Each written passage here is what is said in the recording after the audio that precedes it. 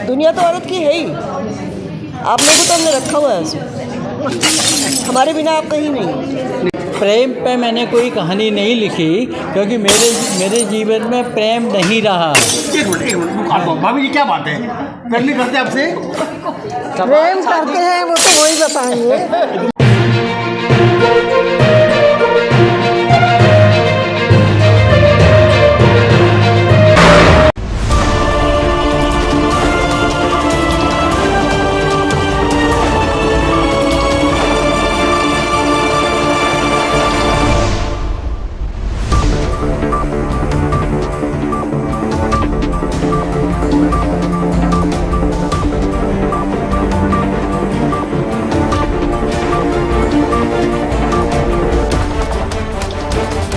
लेकिन मेरे अंदर ये छटपटाहट थी और रहेगी कि हिंदी कहानी को वो दर्जा क्यों नहीं मिला, वाचिक परंपरा वो विकसित और पल्लवित क्यों नहीं हुई, जिसके कारण हम कहानी पढ़ तो लेते हैं लेकिन कहानी सुनने की परंपरा ना के बराबर थी। ये आज भी इच्छा है कि जब मराठी, तमिल, तेलुगु और दूसरी भाषाओं के कहानी सुनने के लिए लोग टिकट खरीद कर आते हैं तो हिंदी ने क्या बिगाड़ा है? हिंदी को सुनने के लिए टिकट खरीद कर क्यों नहीं आएंगे लोग? और मेरी ये इच्छा है और मैं अपने अंतिम दिनों तक ये कोशिश करूंगा कि वो दिन आए जब हिंदी कहानी सुनने के लिए सभागार में दर्शक टिकट खरीद कर आए, और वो दिन आएगा। सुदर्शना जी, आज कार्यक्रम को सुनो कहानी दुनिया औरत की जी, ये क्या था पूरा मसला है? औरतों की कहानी, औरत की कहानी इसलिए है कि औरत ने लिखी, औरत ने पढ़ी और औरत ने उसकी समीक्षा की। इसके अलावा ये औरतों की कहानी नहीं है, कथाकारों की कहानियाँ हैं, लेकिन क्योंकि स्त्री कथा इसमें हर भूमिका औरत ने निभाई है, इसलिए ये दुनिया औरत की है। दुनिया तो औरत की है ही। आप लोगों को तो हमने रखा हुआ है उसमें, हमारे बिना आप कहीं नहीं। सही है। औरत माँ होती है, बहन होती है, माँ, बहन, बेटी, बीवी, प्रेमिका, दोस्त, सब कुछ होती है और उसके बिना आपकी कोई गति नहीं है। तो दुनिया ही हमारी है। लेकिन यहाँ सिर्फ इसलिए है कि कहानी भी औरत ने लिखी, कहानी की समीक्षा भी औरत ने की, वक्तव्य भी औरत ने दिया और कहानी पढ़ी भी एक औरत ने। ये पूरी तरह एक नया आयोजन करा। इस पहले भी ऐसा कर चुके हैं एक बार हम, ये दूसरी बार ऐसा है। हरीश पाठक जी, आपने बड़ी व्यथा बताई। आपने, आप शादीशुदा नहीं है, इसके लिए आप प्रेम पे कहानी लिखते नहीं है। शादीशुदा नहीं है, पत्नी है मेरी। ये क्या प्रेमी नहीं है आप? मैंने ये कहा था कि मैंने अपनी ज़िंदगी में, मैं 40 साल से कहानियाँ लिख रहा हूँ और 60 के करीब कहानियाँ लिखी हैं। लेकिन मैंने कहानियों में रोटी का संघर्ष, है ना, स्ट्रगल जो रहता है रोटी के लिए, उसको अपनी कहानियों का आधार बनाया। जी। प्रेम पे मैंने कोई कहानी नहीं लिखी क्योंकि मेरे जीवन में प्रेम नहीं रहा। एक मिनट भाभी जी, क्या बात है? प्रेम नहीं करते आपसे? प्रेम करते हैं वो तो वही बताएंगे, लेकिन मुझे प्रेम मिला नहीं बोल रहे हो। कथाकार को कहानी का आधार प्रेम नहीं बना। मेरे कहने का मतलब ये था, विवाह के बाद तो प्रेम सभी करते हैं घर में जाना ना। है आपको, पता नहीं। हाँ, लेकिन मेरी कहानियों में मतलब रोटी का संघर्ष प्रमुख रहा। उस पर यहाँ कार्यक्रम भी हुआ, तो इसलिए क्या है कि हमारे उसमें कहानियों में प्रेम नहीं आया, मेरी कहानियों में। बाकी तो गुनाहों का देवता 186 संस्करण हो गए, वो प्रेम कथा है, तो इसलिए वो है। और दूसरा ये है कि मेरी ये मान्यता है कि कहानी का आधार वो होना चाहिए, जैसा भी सुदर्शना जी ने कहा, जीवन का जो आधार है। जीवन का आधार क्या है? जीवन का आधार प्रेम तो नहीं है ना, बहुत ज़्यादा। जीवन का आधार रोटी है, कपड़ा है, मकान है। तो हम उस को ज़्यादा बड़ा मुद्दा बनाएं जो हमारे जीवन का आधारभूत सच है, जो हमारे जीवन की ज़रूरत है जी। तो वो मेरा कहने का मतलब था। मेरी कहानी का आधार वही रहा है, प्रेम नहीं। अच्छा, ये बताइए, मुझे पूछ रही थी पहले, आप जब बाहर गए थे तो ये पूछिए हरीश पाटिल जो प्रेम पे कहानी कब लिखेंगे आप? नहीं, प्रेम कहानी मैं त्रासद प्रेम कथा लिखता हूँ, प्रेम कहानी नहीं लिखता। प्रेम कथा लिखी कभी एक भी आपने? नहीं, कब लिखेंगे आप? नहीं लिखूंगा। बताइए, भाभी सामने बैठी हैं आपके बगल में। बैठी नहीं, खड़ी हैं। क्या लगता है आपको? उनको उन्होंने प्रेम किया कि नहीं, लेकिन मैंने दिल से प्रेम किया है। देखिए, महिला प्रधान को कार्यक्रम लेकर यहाँ पर श्रुति भट्टाचार्य और मैं आऊँगा दांत बैठे के बाद। आपने बहुत अच्छा से चल दिया है श्रुति। मैंने देखा कि आपने जो कहानी सुनाई आपने, मुझे ऐसा लगा कि मैं कहीं एक थिएटर बैठ के अभिनेत्री है वो, देख रहा। अभिनेत्री मुझे पता है श्रुति भट्टाचार्य अभिनेत्री भी आप। क्या बताइए, क्या लगता है कि वास्तव में स्त्री का महत्व कितना बड़ा आज इस दुनिया के अंदर है? स्त्री का महत्व तो दुनिया में बहुत ज़्यादा है, क्योंकि स्त्री ही जो है वो उत्पत्ति करती है, वो दुनिया को बसाती है। इसमें पुरुष का सहयोग ज़रूरी है, लेकिन गर्भधारण जो होता है या बच्चे को या दुनिया को कंसीव करती है वो एक औरत होती है, और उससे ही प्रकृति दुनिया बसती है, इसलिए उसका महत्व बहुत है। और मैं अभिनेत्री और कवित्री हूँ। मेरा ये पहला कथावाचन था मेरे जीवन का, और मैं धन्य हो गई, मुझे अच्छा लगा, और मैं चाहूँगी और भी कथावाचन करूँ। और ये औरतों के का महत्व जो है वो दुनिया में समझ रहे, लेकिन पुरुषों का महत्व भी बराबर है, उतना ही है, उसको भी बराबर महत्ता देनी है। जैसे कि उन्होंने कहा कि औरतें अगर पुरुष के बारे में लिखें तो और भी खूबसूरती होगी, या पुरुष अगर औरतों के बारे में कुछ बात करे तो और अच्छा लगता है। मतलब अपनी बढ़ाई अपने मुंह से बहुत अच्छी नहीं लगती है। हमें एक दूसरे के साथ समानता के साथ चलना चाहिए, एक दूसरे की भावनाओं और सम्मान की कद्र करनी चाहिए, मुझे ऐसा ही लगता है। बहुत अच्छा लग रहा है। बहुत रीता जी, बहुत अच्छा चला, आपने अच्छा बेहतर तरीके किया है। बहुत क्या लगता है, धन्यवाद। जैसा कि श्रुति ने बताया है कि औरतों ने खुद अपने तरीके से, मतलब महिलाओं को आज उन्होंने बताया कि क्या वो सब उनका है। लगता है कि महिलाओं को पुरुषों का भी इस तरह व्याख्यान करना चाहिए, पुरुषों को क्या महत्व है दुनिया के अंदर, ये तो होना ही नहीं होना चाहिए।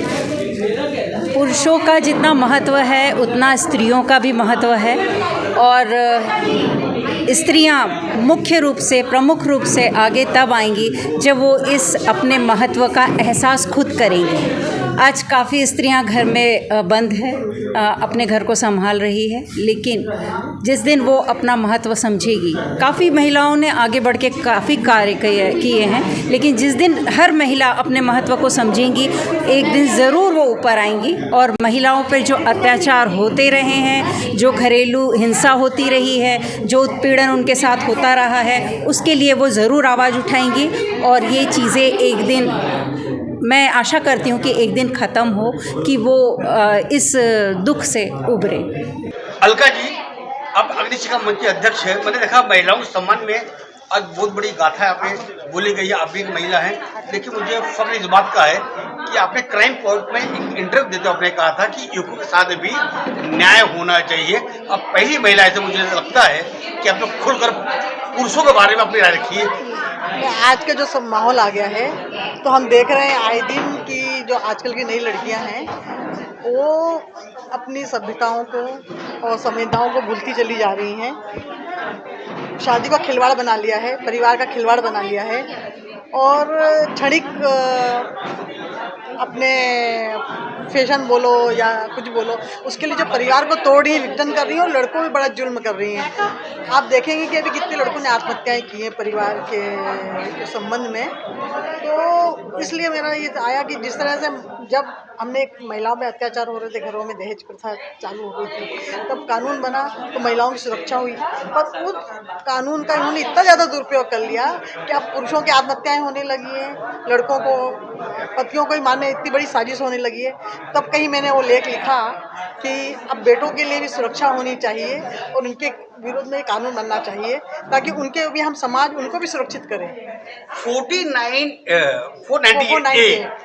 इसको मतलब मालूम कितने आज भी पुरुष पूरा परिवार आज भी जेल की सड़कों पीछे। आज भी ये जो 49(8) धारा है, इससे आज भी बिना सोचे समझे जो सास को, ससुर को और बेटों को अंदर डाल दिया जाता है, जिससे वो पूरा परिवार प्रताड़ित होता है, उसके विरोध में भी मैंने कहा है कि वो भी सोच समझ के, जब से अनिल मोदी ने आत्महत्या की, जब से थोड़ा सा रोक लगा है कोर्ट में, क्योंकि अब लड़के आत्महत्या करने लगे हैं, क्योंकि उनको लगता है कि हम इतना कमा रहे हैं और करोड़ों की डिमांड करती हैं लड़कियां जाने के लिए। 2 महीने 15 दिन में आप इतने प्रताड़ित हो गए कि आप करोड़ों की डिमांड करके अलग होना जाना चाह रही हैं। आजकल ये बहुत ज़्यादा हो गया है, तो इस पर रोक लगना चाहिए, ऐसा मुझे लगता है, क्योंकि दुखी होंगे। ठीक है। कमलेश्वरी जी, आपने बहुत अच्छा लेख लिखा है, जिसकी चारों तरफ प्रशंसा हो रही है कि कम तो क्राइम पॉइंट इस तरह जिसकी आवाज़ कोई बुलंदी करता है वो अखबार बुलंद करता है। इस पर क्या कहना चाहेंगे आप? नहीं, हमारा अखबार तो हम बुलंदी आवाज़ कर सकते हैं, बाकी आवाज़ उठाने वाली हमारी अलका मैडम है, और उनकी ऐसे हमने पूछा कि आप अभी जो ये राजा रघुवंशी का हाल में हुआ, वो देख के हमें ऐसा लगा कि बहुत सारे ऐसे केस 3-4 एक साथ में सब लड़कों का मर्डर हुआ वो अफेयर के चक्कर में। इससे अच्छा तो मैं तो नहीं कुछ अपनी भावना व्यक्त कर सकती, लेकिन मेरी मैडम से मैंने पूछा कि अग्रशिका मंच की हमारी राष्ट्रीय अध्यक्षा हैं अलका जी, तो मैंने उनसे पूछा कि मैडम इस पे कुछ लिखना चाहिए आपने, तो उन्होंने बोला नहीं मैंने लिखा है और तुम छापो सब जगह इसको करो करके।